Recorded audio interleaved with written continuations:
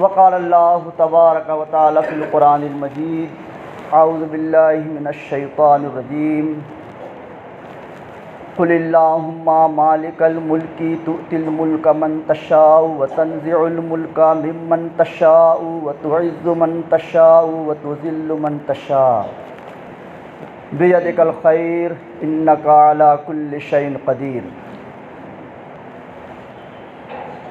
वक़ाल नबी सल्लल्लाहु अलैहि वसल्लम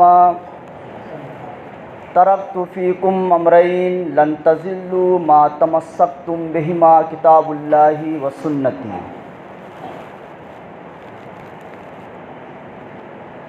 हाज़रीन जुमा, तमाम तारीफ़ात उस वहदहू ला शरीक के लिए लायक व ज़ेबा है जो सारी कायनात का खालिक व मालिक है।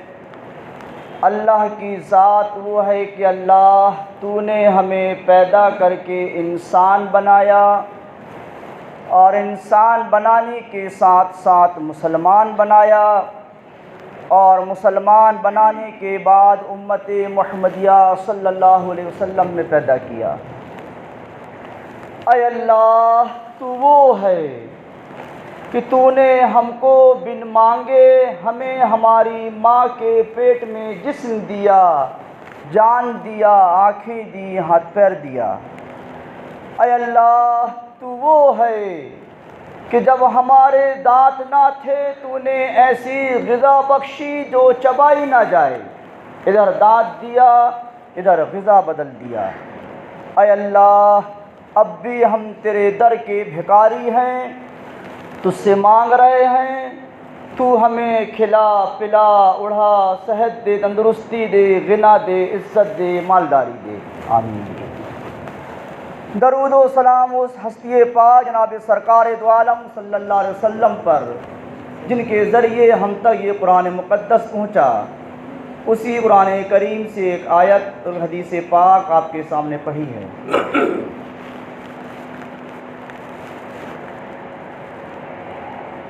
इज़्ज़त और ज़िल्लत,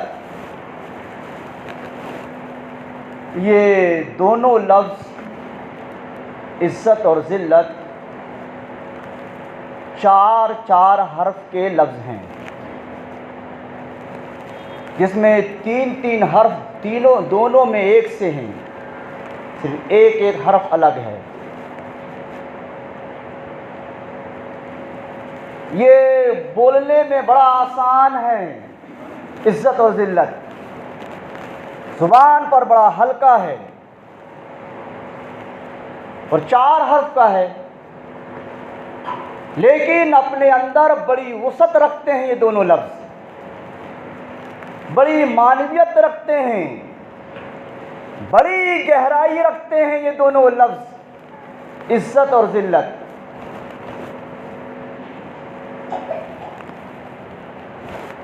इन दोनों के मायने में बड़ा फ़र्क है, मायने में दोनों एकदम अपोजिट हैं। ज़मीन और आसमान का फ़र्क है इन दोनों के मायने में, और बोलने में एक से हैं। इज़्ज़त ज़िल्लत, ज़िल्लत इज़्ज़त।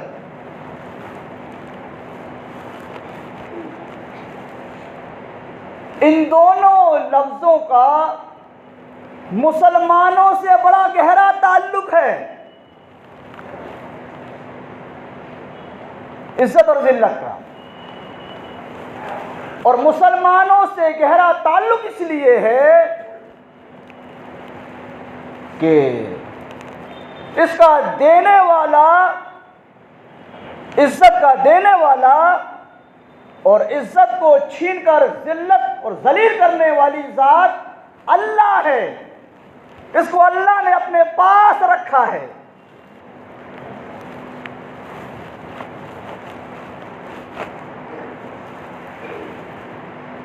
ये दोनों लफ्ज़, इसका मुसलमानों से बड़ा लगाव है, बड़ा ताल्लुक़ है।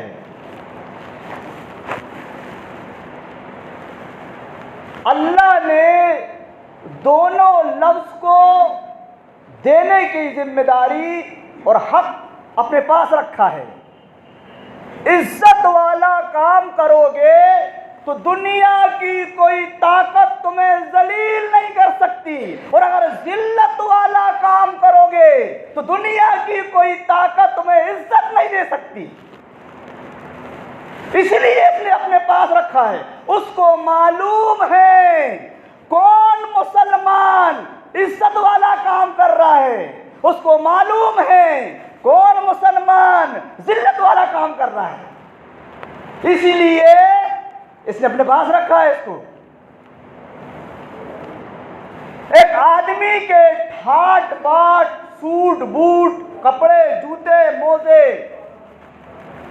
ओहदा, मनसब, कुर्सी की बुनियाद पर उसकी इज्जत हो सकती है, हम इज्जत कर सकते हैं, लेकिन ये इज्जत नहीं है। हम उसके ठाट बाट की बुनियाद पर उसकी इज्जत कर रहे हैं। इज्जत का असल हकदार वो है जिसको वो इज्जत देता है। कुलिल्लाहुम्मा मालिकल मुल्की तुतिल मुल्क मन तशाउ व तुइज्जु मन तशाउ तुजिल्लु मन तशा। ऐ मोहम्मद सल्लल्लाहु अलैहि वसल्लम, लोगों से कह दीजिए,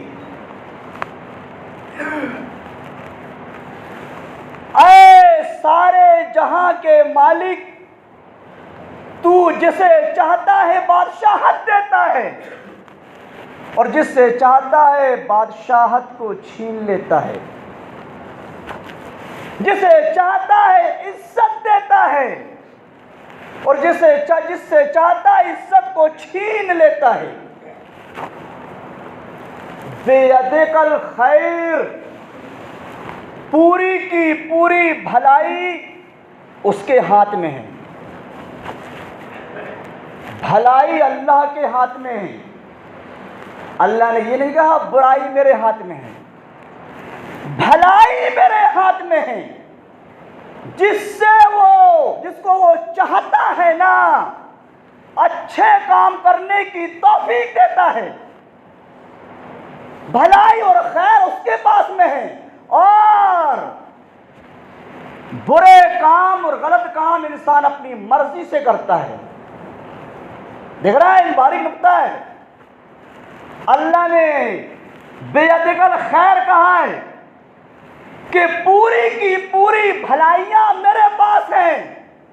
जिसको अच्छे काम करने की तौफीक देता है वही अच्छा काम कर सकता है, और बुराई और गलत काम इंसान अपनी मर्जी से करता है। तो मालूम ये हुआ कि इज्जत और जिल्लत का देने वाला अल्लाह है। किसी के ठाट बाट, सूट बूट, जूते, ओहदा, मनसब, कुर्सी की बुनियाद पर ये इज्जत नहीं है। ये इज्जत नहीं है। इज्जत कहाँ मिलेगी और किसको मिलती है और कैसे लोगों को वो इज्जत देता है? वलिल्लाहिल इज्जतो वले रसूलिही वलिल मोमिनीन। इज्जत अल्लाह के लिए है, इज्जत उसके रसूल के लिए है, और इज्जत मोमिनों के लिए है। अगर इज्जत हासिल करना चाहते हो, इज्जतदार बनना चाहते हो, इज्जत हासिल करना चाहते हो ना, तो मोमिन बनना पड़ेगा। मोमिन देख रहा है, ये इज्जत वाला है। हमारी रात, हमारा दिन, हमारे हर काम, हमारी मौत मैयत, हमारी शादी ब्याह, जब तक कि अल्लाह और उसके रसूल के मुताबिक ना हो जाए, और तुम चाहो इज्जत मिल जाए, जलील हो गए, रुसवा हो गए। तुम्हें जलील और रुसवा होने से कोई नहीं बचा सकता अगर हमारा दिन, हमारी रात अल्लाह और उसके रसूल के मुताबिक नहीं है। तो इज्जत हासिल करने के लिए मोमिन बनना पड़ता है, और मोमिन बनने के लिए अल्लाह और उसके रसूलों के उसूल के मुताबिक जिंदगी गुजारना पड़ता है, गुनाहों को छोड़ना पड़ता है, तब जाके आदमी मोमिन बनता है और यहां से उसको इज्जत मिलती है।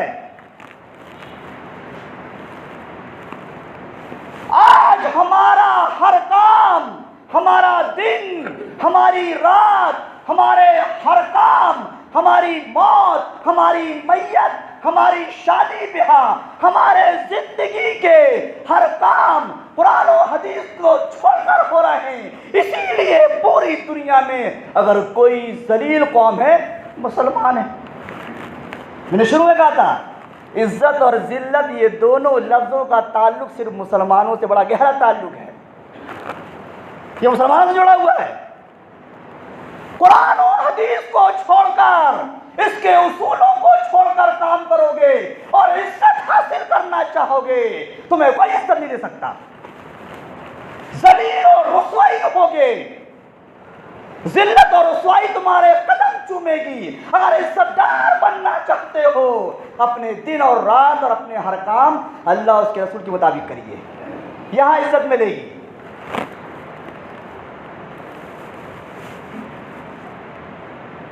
मन काना युरीदुल इज्जता फइन्नल इज्जता लिल्लाहि जमिया। जो शख्स इज्जत हासिल करना चाहता है, इज्जत कमाना चाहता है, इज्जत लेना चाहता है, इज्जत हासिल करना चाहता है, तो फलिल्लाहिल इज्जतु जमिया, पूरी की पूरी इज्जत अल्लाह कह रहा है मेरे पास है। इज्जत हासिल करने के लिए मेरे पास आना पड़ेगा। देख रहे हैं क्या कह रहा है अल्लाह? फलिल्लाहिल इज्जतु जमिया, सारी की सारी इज्जतें मेरे पास है।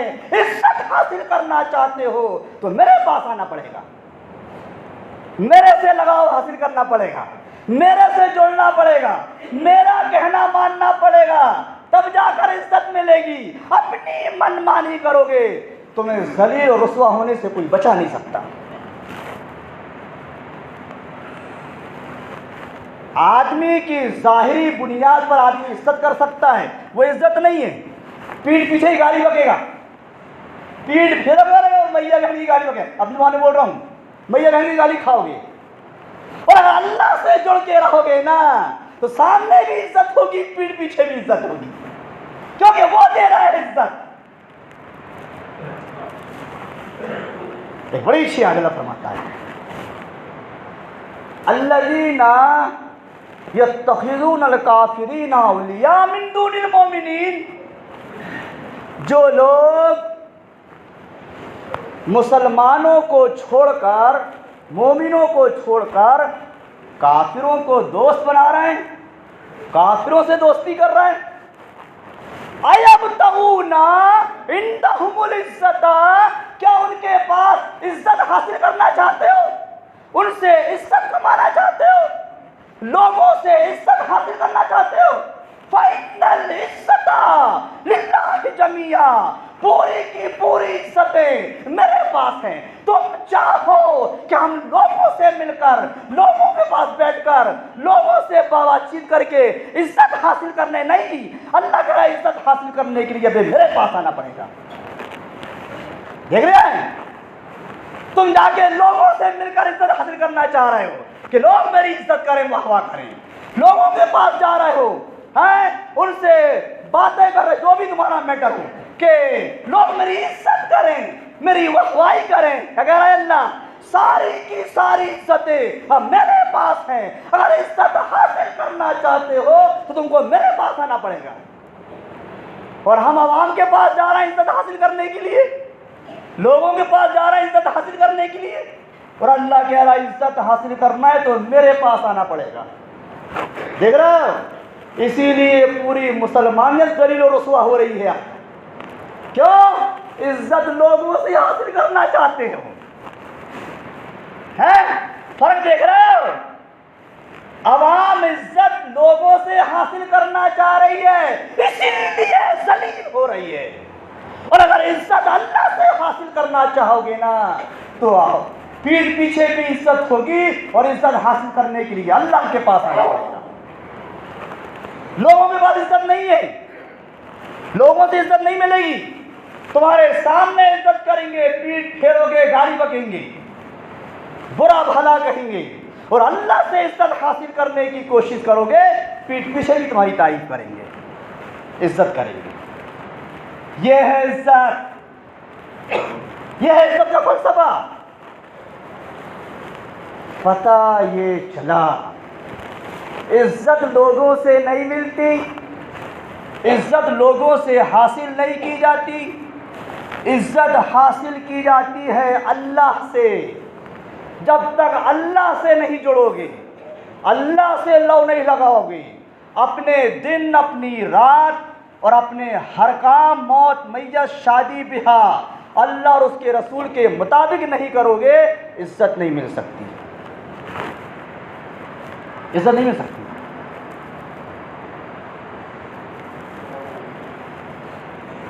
ये तो हुई बात इज्जत हासिल करने की कि आवाम से अगर हम ये चाहते हैं कि आवाम हमारी इज्जत करे, आवाम के सामने हमारी इज्जत हो, तो हमें अल्लाह से इज्जत हासिल करना पड़ेगा। आवाम खुद आपकी इज्जत करेगी। शर्त यह है, इज्जत अल्लाह से हासिल करना पड़ेगा, अल्लाह की तरफ आना पड़ेगा, अल्लाह से लव लगाना पड़ेगा, तब अल्लाह इज्जत देगा, आवाम भी आपकी इज्जत करेगी। यह है इज्जत। पूरी दुनिया में जलील, रुसवा, जुल्म, सितम, अत्याचार की हदें सारी पार हो चुकी है मुसलमानों की पर जिल्लत और रुसवाई की। क्यों? नबी करीम सल्लल्लाहु अलैहि वसल्लम ने हज्जतुल विदा में, अपने आखिरी हज में 1 लाख से ऊपर मुसलमानों के सामने खड़े होकर ये हदीस पेश किया था, यही पेश किया था, और मुसलमानों से मुखातब होकर कहा था, क्या तरक्तु फीकुम अमरैन लन तज़िल्लू। ऐ मुसलमानों, मैं तुम्हारे बीच में 2 चीजें छोड़कर जा रहा हूं, कभी भी जलील नहीं होगे, कभी भी रुसवा नहीं होगे, कभी बेइज्जत नहीं होगे। कोई कौम तुम्हारी बेइज्जती नहीं कर सकेगी, कोई कौम तुम्हें जलील नहीं कर सकेगी, कोई कौम तुम्हें रुसवा नहीं कर सकेगी।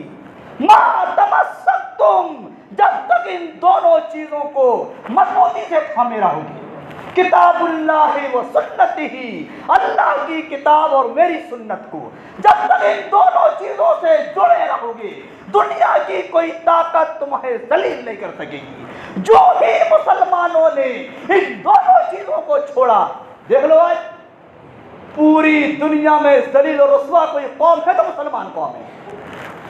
क्यों? इन दोनों चीजों को छोड़ी हुई है, ना कुरान पे अमल, ना हदीस पे अमल, अपनी मनमानी जिंदगी गुजार रहा है मुसलमान, इसलिए आज जलील और रुसवा हो रहा है। और जिस दिन से अगर मुसलमान कुरान और हदीस पर अपनी जिंदगी लग जाएगा ना, इज्जत उनके कदम चूमेगी। मेरे नौजवान साथियों, बुजुर्गों, दीनी भाइयों, आओ, अगर अपनी खोई हुई इज्जत को हासिल करना चाहते हो, अपना खोया हुआ वकार हासिल करना चाहते हो, अपना खोया हुआ रोबो दबदबा हासिल करना चाहते हो ना, अल्लाह से जुड़ जाओ, उसके रसूल से जुड़ जाओ, कुरान और हदीस पर अमल करना शुरू कर दो। खोई हुई इज्जत भी मिलेगी, खोया हुआ वकार भी मिलेगा, खोया हुआ रोबो दबदबा भी मिलेगा। दबदबा भी खत्म हो गया, रोब भी खत्म हो गया, तो जलील और रसवा हो रहा है मुसलमान। हदीस झूठी नहीं हो सकती, हम गलत हैं, हम गलत हैं। यूं ही नहीं कह दिया था तुम्हारी लंतरानी चिपक तूतू में और लफाजी, ये लोगों के सामने इज्जतदार इज्जत बनने वाली चीज नहीं है। इज्जत हासिल करना चाहते हो ना, ये दोनों चीजों को अपनाना पड़ेगा, कुरान और हदीस को। तो सबसे पहली वजह हमारी इज्जत जिल्लत में तब्दील होने की, हमारी इज्जत रुसवाई में तब्दील होने की सबसे पहली वजह यह है, हमारे हर काम कुरान और हदीस के मुताबिक नहीं हो रहे हैं। हम अपनी मर्जी के मुताबिक अपना दिन रात गुजार रहे हैं, अपनी मर्जी के मुताबिक मौत मैयत कर रहे हैं, अपनी मर्जी के मुताबिक शादी ब्याह कर रहे हैं, हालात हमारे सामने। और जिस दिन से हम कुरान और हदीस पर अमल करने लग जाएंगे ना, इंशाअल्लाह, और फिर अल्लाह के रसूल की पेशन को ये कहना है कि जब तक तुम इन दोनों चीजों को मजबूती से पकड़ लोगे ना, तुम्हें कोई जलील नहीं कर सकेगा, तुम्हें कोई रुसवा नहीं करेगा। लोग तुम्हारे सामने भी इज्जत करेंगे, पीठ पीछे भी इज्जत करेंगे। क्यों? इज्जत उसने दिया है, वो दे रहा है।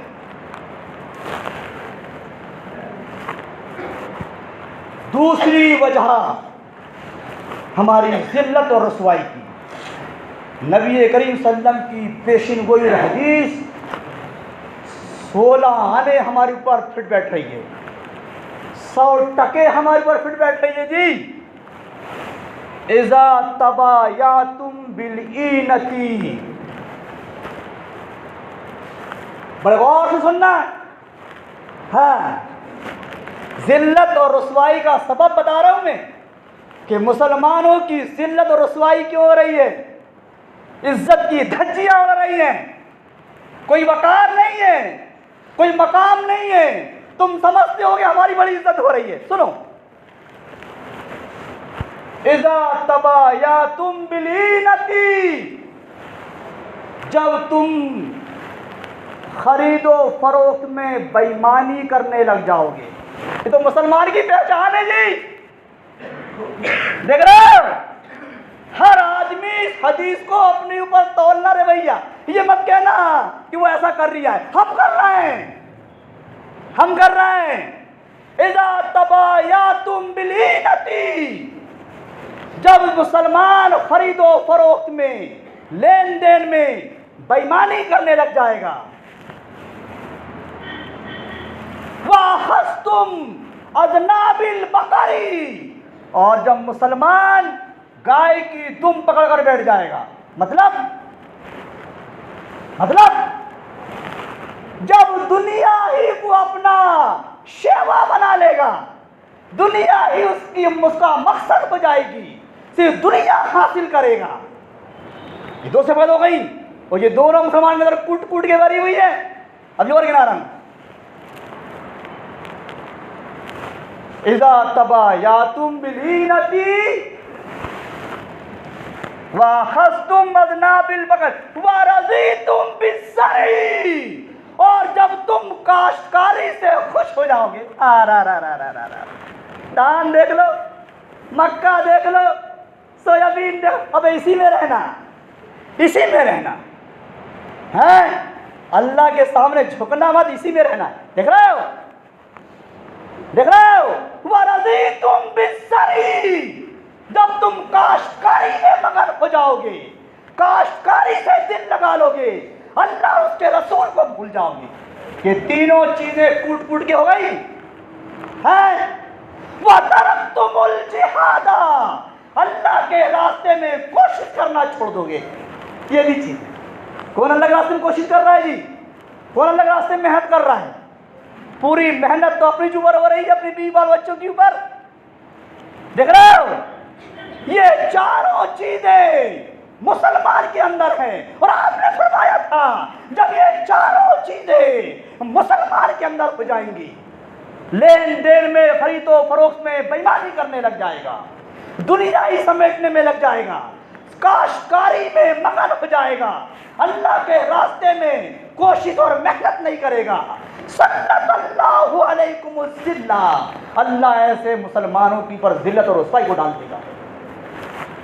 अरे हमने खुद खरीदे हैं जिल्लत को, रुसवाई को हमने खुद दावत दिए हैं, जिल्लत को हमने खुद कमाया है, जिल्लत को हमने खुद कमाया, हासिल किया है। बड़ी बेइज्जती हो रही है मियां मुसलमानों की, है, मुसलमानों की बड़ी बेइज्जती हो रही है, बड़ा जुल्म हो रहा है।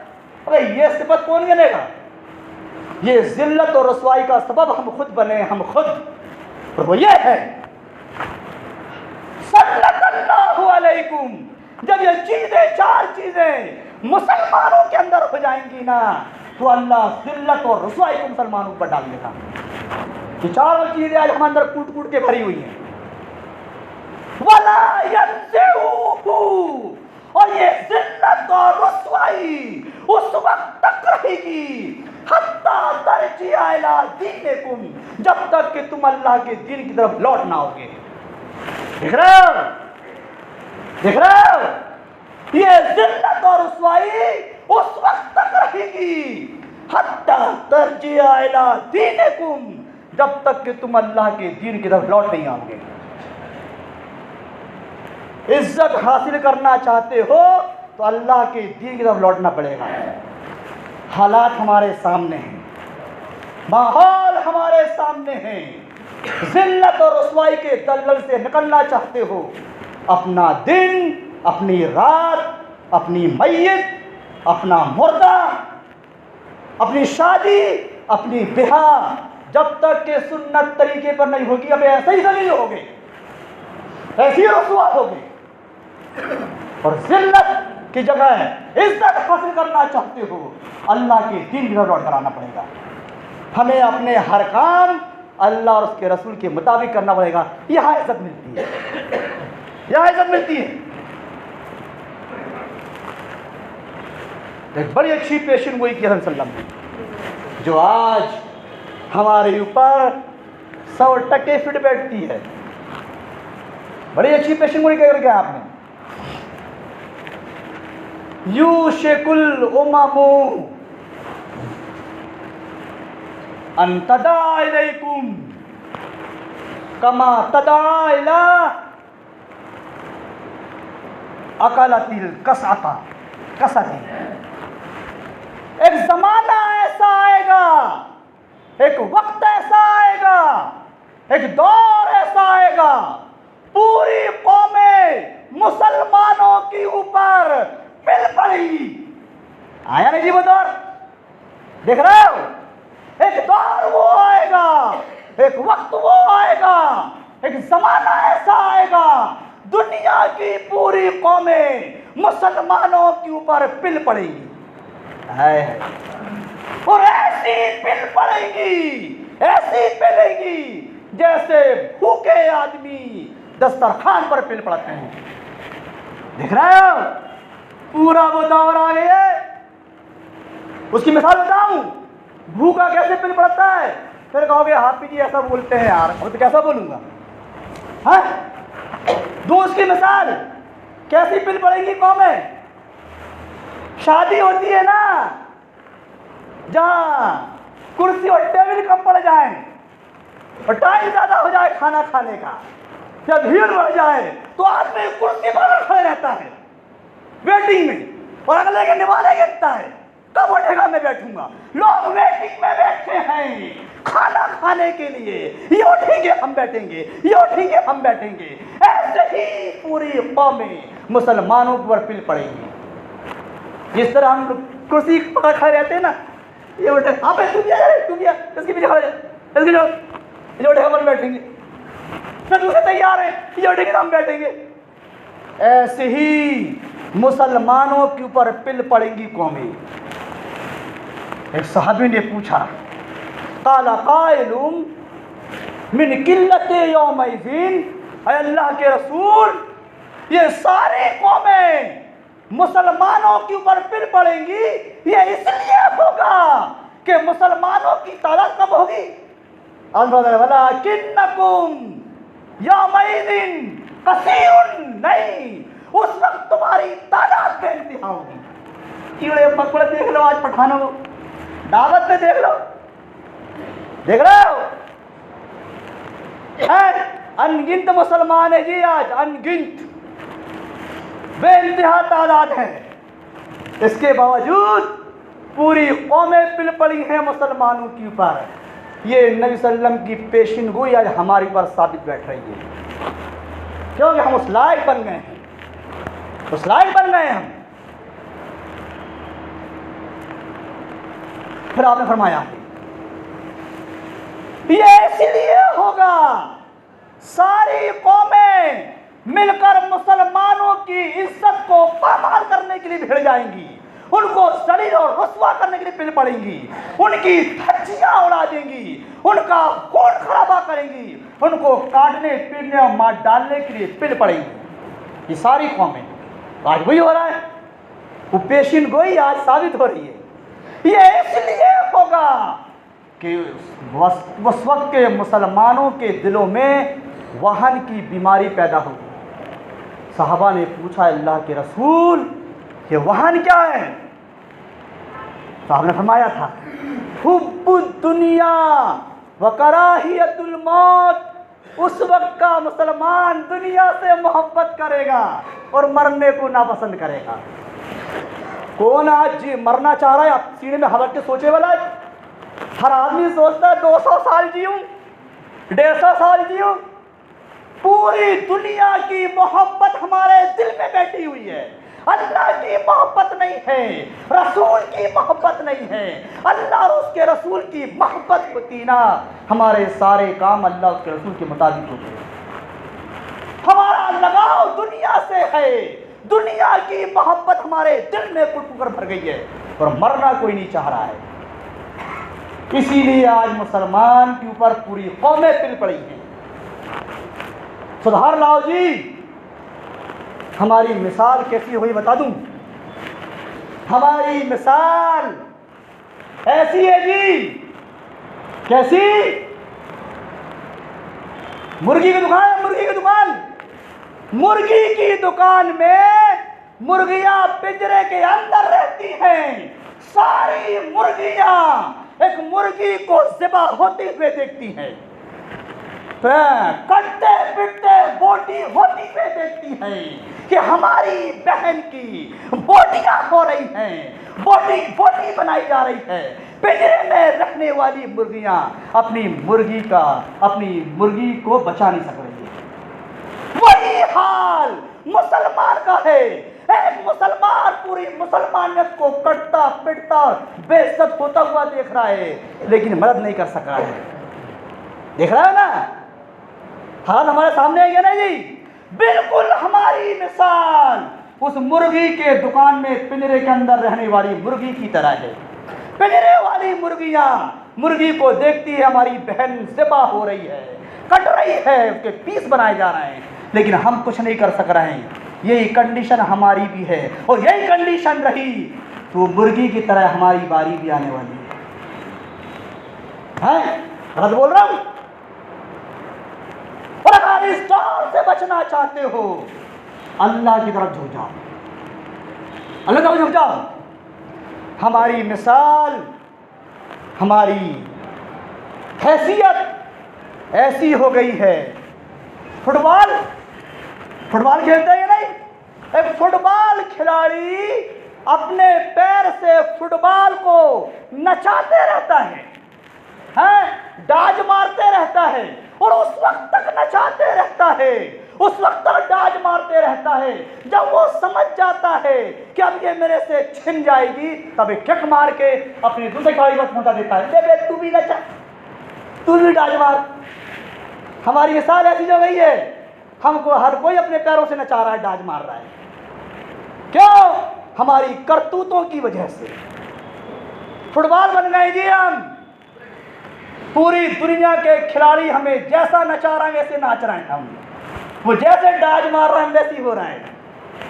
हमें अपने अमलों की बुनियाद पर अपनी जिंदगी जीना चाहते हो, इज्जत और वकार की जिंदगी चाहना चाहते हो और इज्जत हासिल करना चाहते हो, यहाँ आना पड़ेगा, मस्जिद आना पड़ेगा, अल्लाह से जुड़ना पड़ेगा। तुम सोचो लंतरानी करके होटलों और पांठेलों में इज्जत हासिल कर ले, अबे जलील होगे, रुसवा होगे, तुम्हें कोई इज्जत नहीं दे सकेगा और जलील होने से कोई नहीं बचा पाएगा।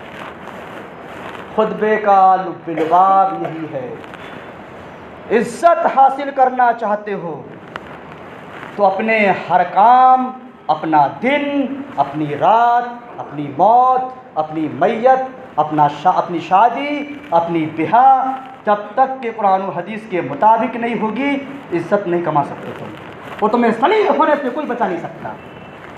तुम अपने आप में इज्जतदार समझ रहे होगे, अपने आप में समझ रहे हो हमें बड़े इज्जतदार है, पीठ पीछे जाओगे ना लोग मैया, अपनी जुबान में बोल रहा हूँ, मैया बहन की गाली बकेंगी और बुरा भला कहेंगे। और अगर ये सारी चीज़ें अल्लाह और उसके रसूल के मुताबिक करोगे ना, पीठ पीछे भी लोग इज़्ज़त करेंगे और सामने भी इज़्ज़त करेंगे। क्यों? इज़्ज़त उसने दिलवाया है, उसका कहना मान रहे हो ना, उसने इज़्ज़त दिलवाया है। और अपनी मर्ज़ी के मुताबिक करोगे ना तो ज़लील रुसवा होगे। अल्लाह से दुआ है कि अल्लाह तबारक व तआला हमें अपना हर काम कुरान और हदीस की रोशनी पर करने की तौफ़ीक़ अता फरमाए।